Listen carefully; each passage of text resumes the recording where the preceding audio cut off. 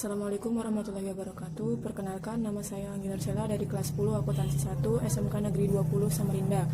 Kali ini saya akan menjelaskan tentang biografi salah satu pahlawan, yaitu Imam Bonjol. Imam Bonjol dengan nama asli Muhammad Syahab lahir di Bonjol, Pasaman, Sumatera Barat dengan agama Islam. Tengku Imam Bonjol adalah salah satu tokoh ulama, pemimpin dan pejuang yang berperan melawan Belanda dalam sebuah peperangan yang dikenal dengan nama Perang Padri pada tahun 1803 sampai 1837. Tengku Imam Bonjol lahir dengan nama asli Muhammad Syahab di Bonjol pada tahun 1773. Dia merupakan pasangan Khatib Bayanuddin dan yang merupakan seorang alim ulama dari Sungai Rimbang, Suliki, 50 kota dengan istrinya Hamatun. Sebagai ulama dan pemimpin masyarakat setempat, Muhammad Syahab atau Tuanku Imam Bonjol memperoleh beberapa gelar antara lain yaitu Peto Syarif, Malin Basa, dan Tuanku Imam. Tuanku Nang Receh Agam sebagai salah satu seorang pemimpin dari Harimau Nan Salapan adalah yang menunjukkan sebagai imam atau pemimpin bagi kaum Padri di Bonjol. Dia sendiri akhirnya lebih dikenal masyarakat dengan sebutan Tuanku Imam Bonjol. Nama Tuanku Imam Bonjol dikenal sebagai pemuka agama Islam dengan pribadi yang santun. Sosok Tuanku Imam Bonjol hingga kini tidak bisa dilepaskan dari kaum Padri. Kaum Padri merupakan sebutan yang diberikan kepada sekelompok masyarakat pendukung utama penegakan syariah Islam dalam tatanan masyarakat yang zaman dulu populer di tanah Minangkabau, terutama pada masa Perang Padri. Tuanku Nan Receh merupakan salah satu anggota Harimau Nan Salapan yang merupakan sebutan untuk pemimpin beberapa perguruan yang kemudian menjadi pemimpin dari kaum Padri. Dengan ditunjuknya sebagai pemimpin, maka kini komando kaum Padri ada di tangan Tuanku Imam Bonjol.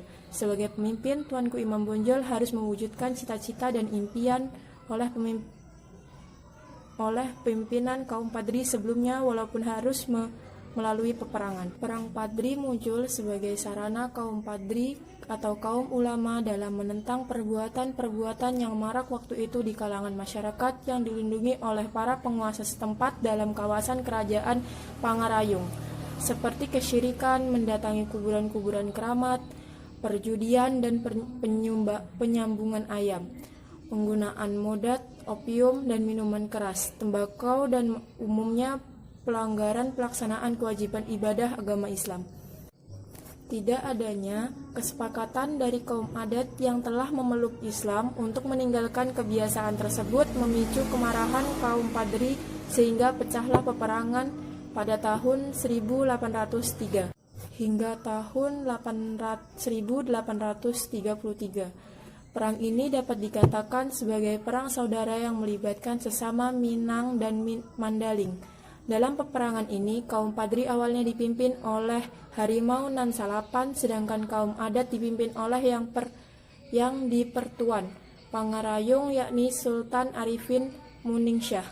Ketika mulai terdesak, kaum adat meminta bantuan kepada Belanda pada tahun 1821, yang justru memperumit keadaan sehingga sejak tahun 1833, kaum adat berbalik melawan Belanda dan bergabung bersama kaum Padri.